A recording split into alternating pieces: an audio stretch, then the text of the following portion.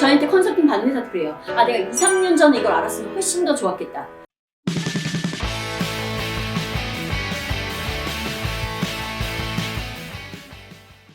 조직 문화부터 시작하는 거니요. 대표님, 내 맘 같지 않다. 직원들이. 그리고 어떻게 이 많은 사람들이 한 방향으로 이끌지라는 고민들을 하기 시작합니다. 그러면서 미션, 비전, 핵심 가치라는 원칙들을 만드시거나 아니면 있었던 것들을 재정립해요. 자, 그러면 다시 한번 생각해 볼게요. 우리가 미션, 비전, 핵심 가치라는 원칙을 정립해요. 그리고 막 컬처 덱을 만들고 온보딩 체계를 구축합니다. 자, 여기에 깊이 흘러가고 있는 이슈는 뭐냐면 변동성입니다. 자, 우리가 그대로 5명이 계속 같이 일하고 있어요. 그런데 갑자기 미션, 비전, 핵심 가치 일하는 원칙, 컬처 덱 만들고 온보딩 프로세스 만들 필요 없습니다. 자, 이것의 근간은 뭐냐면요. 변동성이 있습니다. 회사가 사업이 성장해 나가고 아니면 비즈니스의 방향성을 바꿔나가면서 거기에 맞는 인재가 바뀌고요. 회사가 막 변화하면서 마치 아이가 커가면서 기존의 옷이 맞지 않듯이 기존의 방법들이 맞지 않아지면서 새로운 것들을 만들어가는 거예요. 그러니까 이건 변화 관리의 영역에 해당합니다.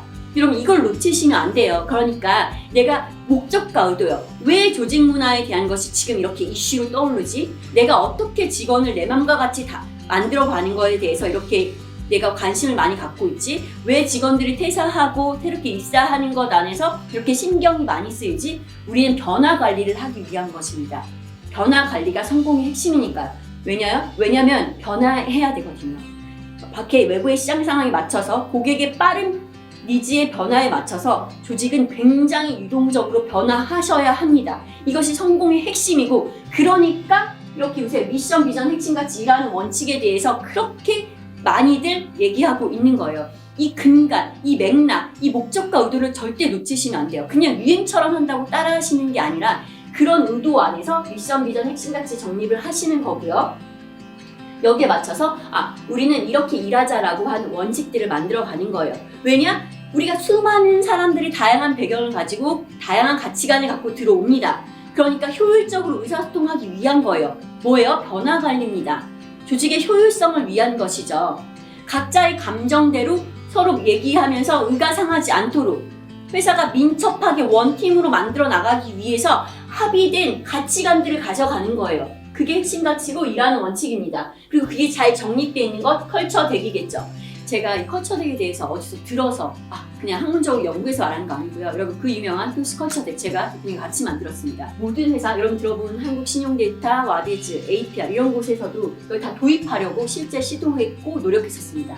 자, 그러면 저한테 그런 얘기 하세요. 대단한 회사니까 그랬지. 아니에요. 이렇게 했기 때문에 지금의 특별하고 대단한 회사가 됐습니다. 제가 APR 합류했을 때 30-40명이었고요. 토스 100명대였습니다. 그리고 한국신용데이터도 100명 넘어가는 그 시기였고요. 그 시기마다 물론 그 시기마다 다 달랐지만 다 더 일찍 했으면 좋았겠다는 공통된 얘기가 있었습니다. 저한테 컨설팅 받는 회사도 그래요. 내가 2, 3년 전에 이걸 알았으면 훨씬 더 좋았겠다. 제가 정말 목이 터져라 말씀드리고 가장 베스트 타이밍 30명, 50명이 됩니다. 그 회사가 그때 그걸 해서 지금의 그 회사가 된 거예요. 이걸 꼭 아셨으면 좋겠어요.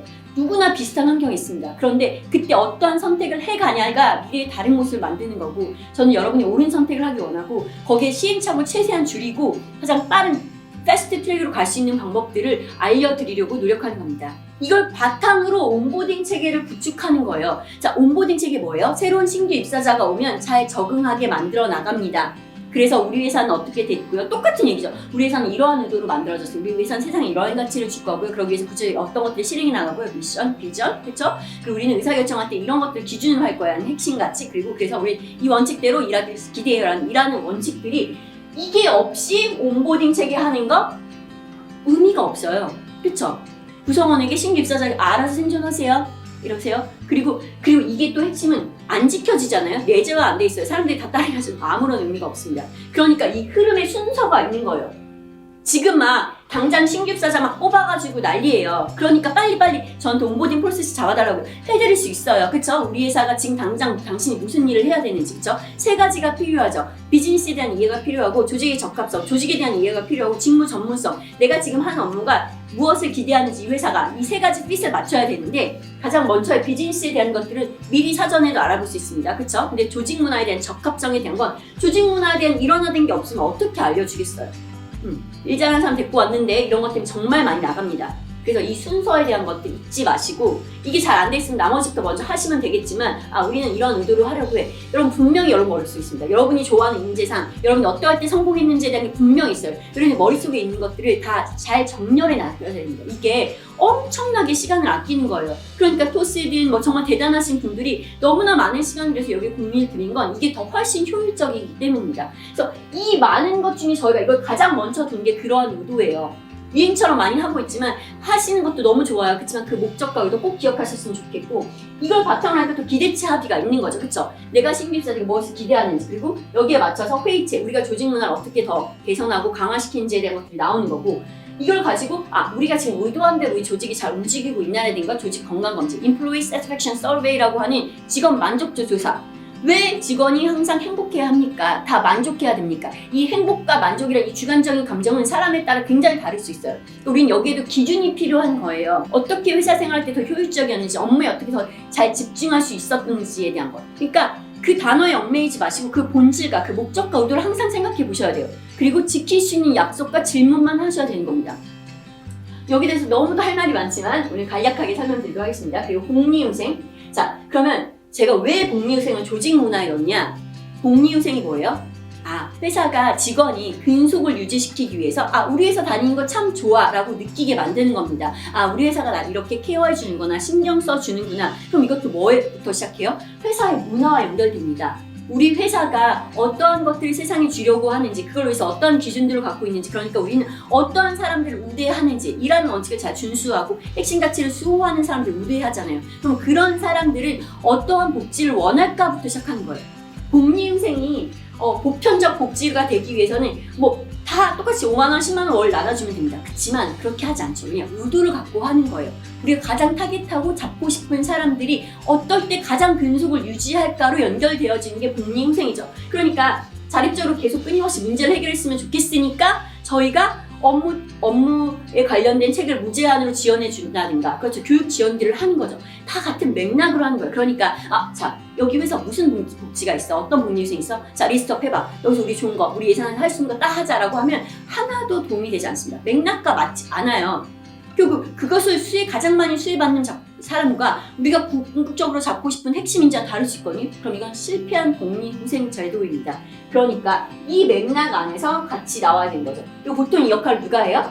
경영진, 인사팀장들이 보통 이 역할을 합니다. 그쵸? 그러면서 인사팀장 같은 보통 12년 이상이 돼야지 이런 것들을 정말 제대로 할 수 있어요. 어디서 가서 베껴오는 것도 아니고. 근데 그럼 그들이 이런 흐름 안에서 잘 할 수 있도록 잘하고 있는지 체크해 보시고 여러분도 여러분의 의도와 목적이 제대로 잘 전달될 수 있는지 보셔야 됩니다. 그래서 우리가 이런 서비스들을 제공하고 있거든요. 왜냐면 진짜 많이 봤어요. 진짜 일 잘하는 인사팀장 너무나 적다.